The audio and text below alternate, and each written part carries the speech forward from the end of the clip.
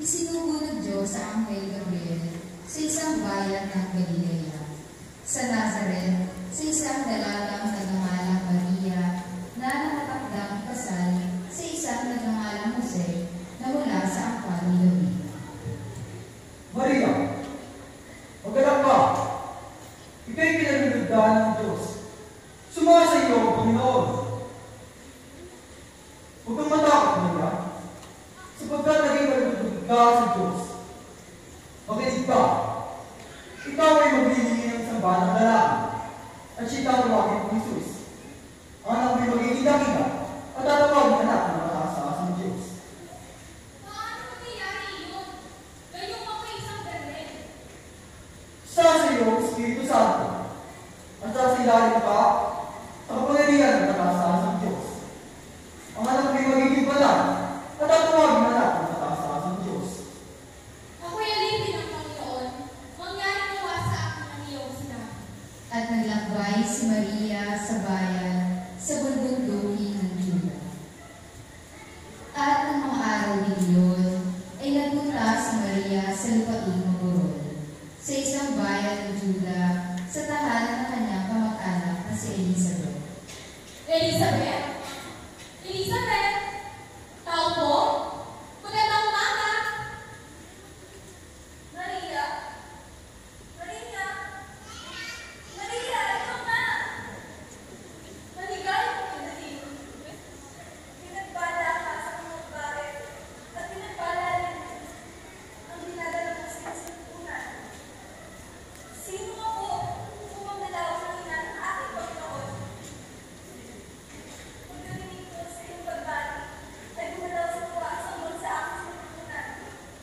Pinagbala ka sapagkat sumasampalataya ka tutupad ng nakasabi sa iyong ito. Halika, Maria, ipasok na tayo.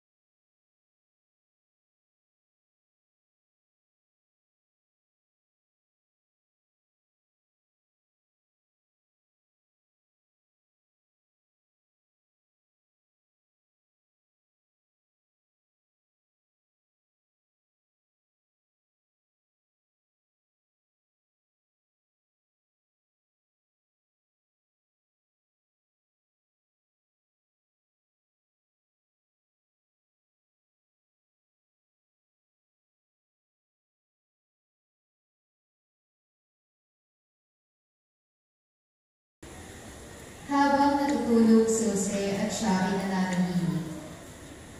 Jose! Jose! Bumangon ka! Anak mo, huwag kang matakot na pagkasalanan si Maria. Sapagkat ang dinadala ng bata ay nagmula sa Espiritu Santo. Makinig ka. Ang sanggol, ipapangalanan ng Jesus. Dahil iligtas nito ang kanyang bayan mula sa kanyang mga kasalanan. Pumayo ka na.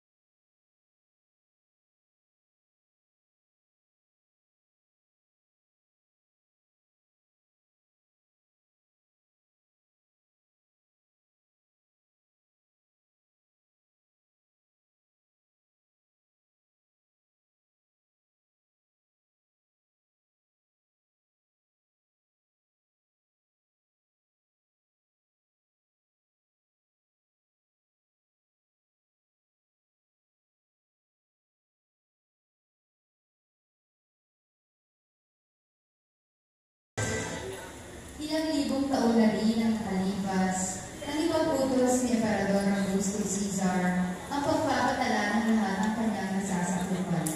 Ang bawat pamilya ay kinakailangan pumunta sa bayan ng kanilang mga ninuno upang magpadala.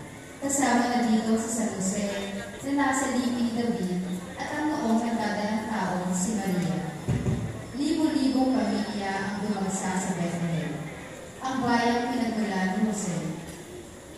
Habang sila'y nasa Bethlehem, sumapit na ang panganganak ni Maria. Puno ang lahat ng bahay patuluyan, pagod at umawang kanilang nararanasan at nararamdaman. Malamig ang simoy ng hangin at lumalalim na ang gabi.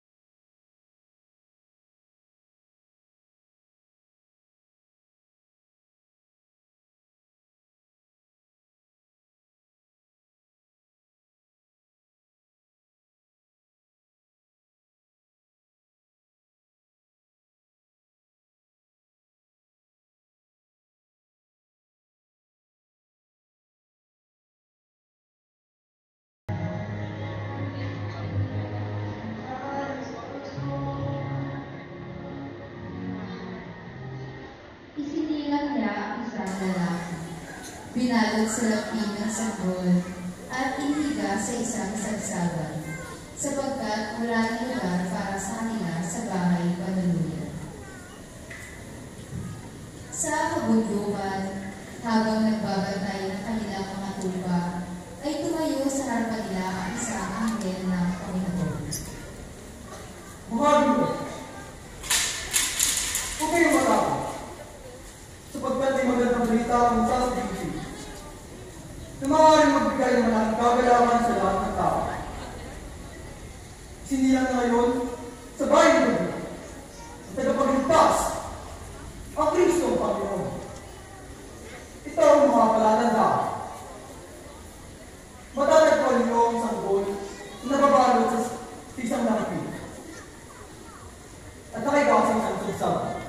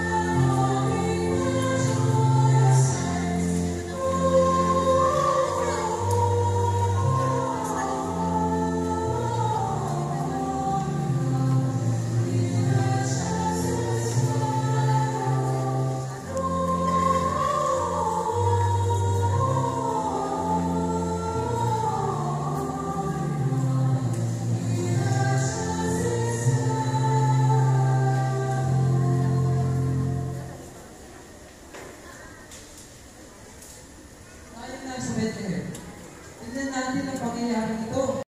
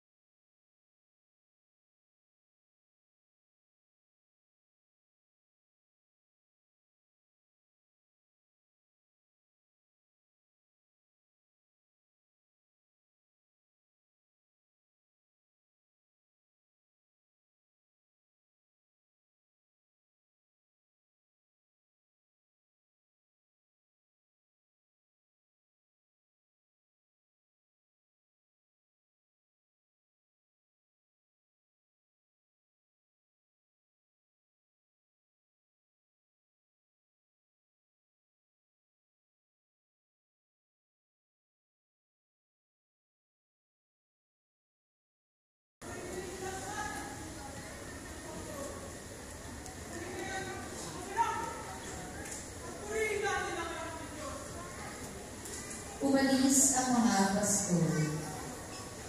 Umalis ang mga pastol na nagpupuri sa Diyos at nagpapahayag ng kanyang kadakilaan.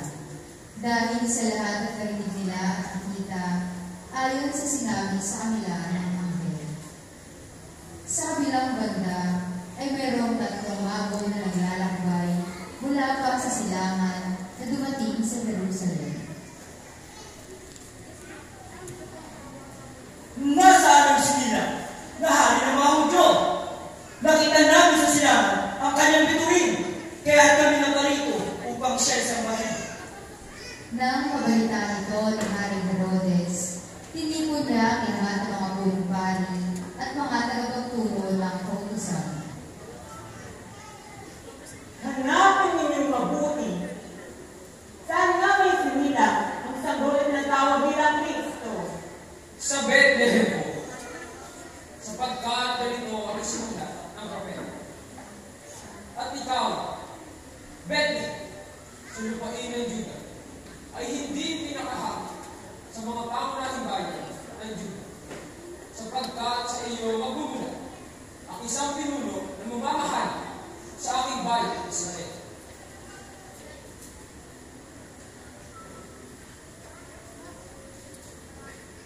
Hanapin ninyong mabuti ang sanggol na tawag bilang Kristo. At kapag natutunan ninyo, ay pagbigay na naman ninyo sa akin, upang magman ay pupitar ko at sumumba sa kanya. Magsialis na kayo. Umalis na ang tatlong mago. Nang makita ang sanggol, sila ay nagpagirapa upang sanggolin siya.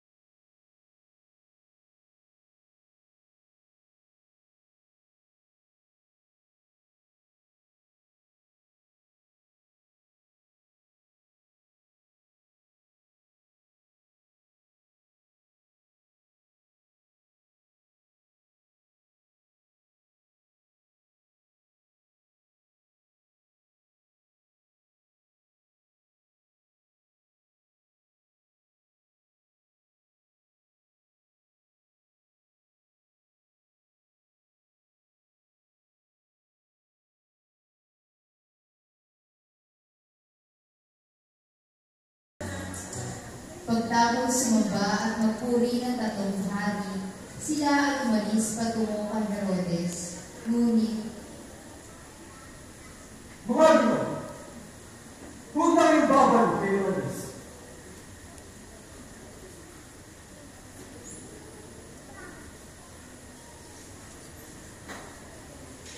sa kalaliman ng gabi, habang natutulog si Jose at mga pastol, lumitaw ang anghel ng Panginoon. Jose! Jose! Bumangon ka! At dali mo namin yung mag-ina sa Egypto. At huwag kayong maalis ang dating dito sinasabi. Sapagkat hahanapin ito ng isang bata upang patayin. Bumangon si Jose at nilapitan ang mag-ina, at hindi nagatubiling itinakas ang kanyang pamilya.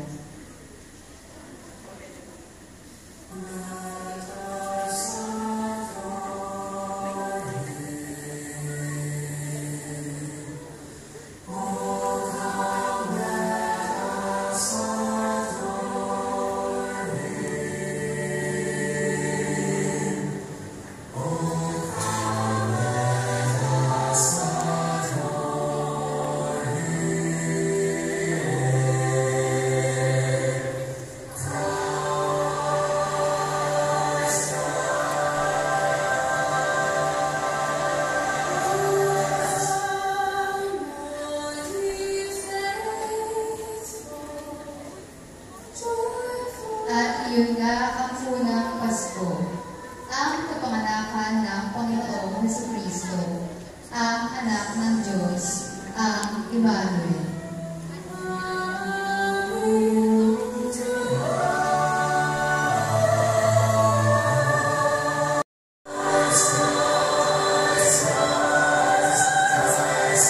Sa